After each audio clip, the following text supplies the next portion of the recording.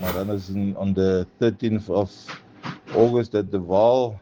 In race 3, I have Grains of Paradise and Volare Volace. Was a bit disappointed in Volare Volace's first run. She showed me much better in work than what the run was.